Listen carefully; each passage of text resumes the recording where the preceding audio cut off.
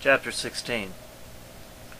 I was released from the regimental hospital. Weeks had gone by. It was the autumn of 1944.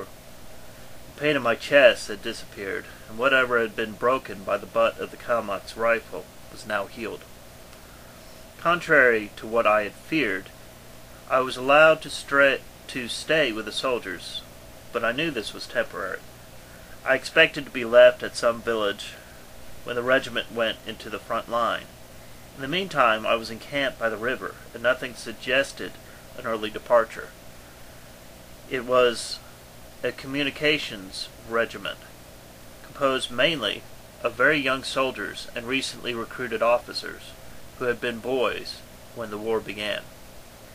The cannon, machine guns, trucks, telegraphic and telephonic equipment were all brand new and well oiled, and yet untested by war. The tent canvas and the men's uniforms had not yet had time to fade. The war and the front line were already far away in the enemy territory. The radio reported daily new defeats of the German army and of its exhausted allies. The soldiers listened carefully to the reporters, nodded their heads with pride, and went about their training. They wrote lengthy letters to their relatives and friends, doubting that they would have a chance to go into battle before the war ended, for the Germans were being routed by their older brothers. Life in the regiment was calm and well ordered. Every few days a small biplane landed in the temporary airfield, bringing mail and newspapers. The letters brought news from home, where people were beginning to rebuild the ruins. Pictures in the newspapers showed bombed Soviet and German cities, smashed fortifications, and the bearded faces of German prisoners in endless lines. Rumors of the approaching end of the war circulated more and more frequently among the officers and soldiers. Two men looked after me most of the time. They were Gavrila, a political officer of the regiment, who was said to have lost his entire family in the first days of the Nazi invasion, and Mitka, known as Mitka the Cuckoo, a sharpshooting instructor and a crank sniper. I also enjoyed the protection of many of their friends.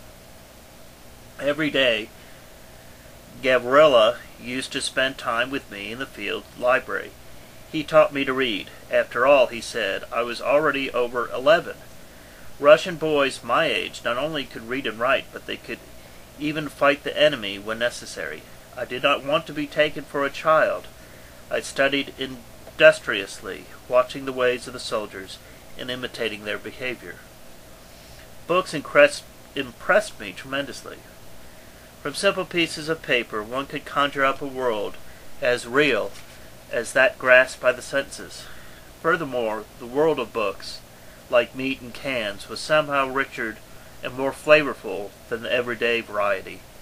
In ordinary life, for example, one saw many people without really knowing them, while in books one knew what people were thinking and planning. I read my first book with Guevara's assistance. It was called Childhood, and its hero, a small boy like myself, lost his father on the first page. I read this book several times. It filled me with hope. Its hero did not have an easy life either. After his mother's death, he was left quite alone, and yet despite many difficulties, he grew up to be, as Guevara said, a great man. He was Maxim Gorky, one of the greatest of all the Soviet writers.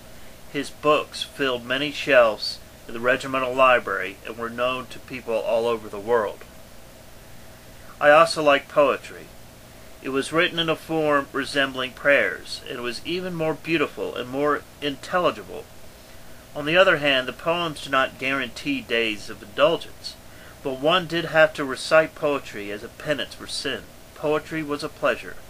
The smooth, polished words meshed with each other like oiled millstones ground to a fine fit. But reading was not my principal occupation. My lessons with Gavrila were more important. From him I learned that the order of the world had nothing to do with God, and that God had nothing to do with the world. The reason for this was quite simple. God did not exist. The cunning priest had invented him so that he could trick stupid, superstitious people. There was no God, no Holy Trinity, no devils, ghosts, or ghouls rising from the grave. There was no death flying everywhere in search of new sinners to snare. There were all tales for ignorant people who did not understand the natural order of the world, did not believe in their own powers, and therefore had to take refuge in their belief in some God. According to Gavrola, people themselves determined the course of their lives, and were the only masters of their destinies. That's why every man was important, and why it was crucial that each know what to do and what to aim for. An individual might think his actions were of no importance, but that was an illusion. His actions, like those of innumerable others, formed a great pattern which could only be discerned by those at the summit of society. Thus, some apparently random stitches of a woman's needle contribute to the beautiful floral pattern as it finally appeared on the tablecloth or bed cover. In accordance with one of these rules of human history, said Gavrola, a man would from time to time spring up from the vast nameless mass of men, a man who wanted the welfare of others. Because of his superior knowledge and wisdom, he knew that waiting for divine help would not help matters on earth very much. Such a man became a leader, one of the great men who guided people in their thoughts and deeds, as a weaver guides his colored threads through the intricacies of the pattern. Portraits of the photographs of such great men were displayed in regimental library, in the field hospital, in the recreation hall, in mess tents, in the soldiers' quarters. I had often looked at the faces of those wise and great men. Many of them were dead. Some had short resounding names and long bushy beards. The last one, however, was still living. His portraits were larger, brighter, more handsome than those of the others. It was under his leadership and Gavrola the Red Army was defeating the Germans and bringing to liberated people a new way of life which makes all equal. There would be no rich and poor, no exploiters and no exploited, no persecution of the dark by the fair, no people doomed to gas chambers. Gavrola, like all the officers and men in his regiment, owed all that he had to his men. Education, rank, home. The library owed all its beautifully printed and bound books to him. I owed the care of the army doctors and my recovery to him. Every Soviet citizen was in debt to this man, for everything he possessed and for his good fortune. This man's name was Stalin. This man's name was Stalin. In the portraits and photographs he had a kind face and a compassionate eyes. He looked like a lovely grandfather or an uncle, long unseen, wanting to take you into his arms. Gavrola read and told me many stories about Stalin's life. At my young age, Stalin, then called So-So, fought for the rights of the underprivileged, resisted the century-old exploitation of the helpless poor by the pitiless rich. I looked at the photographs of Stalin in his youth. He had very black, bushy hair, dark eyes, heavy eyebrows, and later even a black mustache. He looked more gypsy than I did, more Jewish than the Jew killed by the German officer in the black uniform, more Jewish even than the boy found by the peasants on the railroad tracks.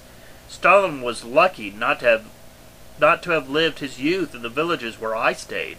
If he had been beaten as a child all the time for his dark features, perhaps he would not have had so much time to help others. He might have been too busy fending off village boys and dogs. But Stalin was a Georgian. Gavrola did not tell me if the Germans had planned to incinerate the Georgians. But as I looked at the people that surrounded Stalin in the pictures, I had not the slightest doubt that if the Germans had captured them, they would all gone to the furnaces. They were swarthy, black-haired, with dark, burning eyes. But Stalin lived there. Moscow was the heart of the whole country and the longed-for city of the working masses of the whole world. Soldiers sang songs about Moscow. Writers wrote books about it. Poets praised it in verse. Films were made about Moscow, and fascinating tales told about it. It seemed that the deep under the streets, entombed underground like gigantic moles, long gleaming trains rushed smoothly along and stopped noiselessly as the stations decorated with marble and mosaics finer than those of the most beautiful churches. Stalin's home was the Kremlin. Many old places and churches stood there in one compound behind a high wall. One could see over the domes resembling huge radishes, with their roots pointing to the sky. Other pictures showed the Kremlin quarters where Lenin, the late teacher of Stalin, used to live. Some of the soldiers were more impressed by Lenin, others by Stalin, just as some of the peasants spoke more often about God the Father and others about God the Son. The soldiers said that the windows of Stalin's study in the Kremlin were lit late into the night, and that the people of Moscow, along with the working masses of the world, looked forward to those windows and found new inspiration and hope in the future. There, the great Stalin watched over them, working for them all, devised the best ways of winning the war, and destroying the enemies of the working masses. His mind was filled with concern for all suffering people, even those in distant countries, still living under terrible oppression. But the day of the liberation was approaching, and to bring that day near, Stalin had to work late into the night. After I learned all these things from Gavrila, I often walked into the fields and thought deeply. I regretted all my prayers. The many thousands of days of indulgences I had earned with them were not wasted. If they were true that there was no God, no Son, no Holy Mother, nor any of the lesser saints, what had happened to all my prayers? Were they perhaps circling the empty heaven like a flock of birds whose nest had been destroyed by boys? Or were they in some secret place, like my lost voice, struggling to get free? Recalling some of the phrases in the prayers, I felt cheated. They were, as Gavrila said, filled with only meaningless words. Why hadn't I realized it sooner? On the other hand, I found it hard to credit that the priests themselves did not believe in God, and used him only to fool other people. And what about the churches, Roman and Orthodox? Were they also built, as Gavrila had said, merely for the purpose of intimidating people through God's presumed power, forcing them to support the clergy?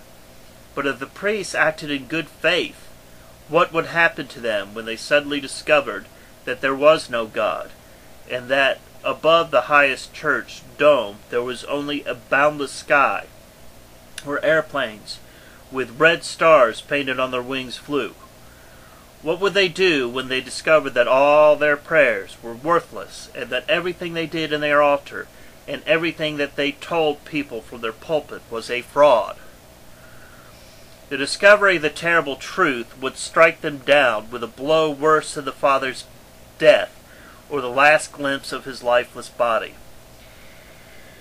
People had always been comforted by their belief in God, and they usually died before their children. Such was the law of nature.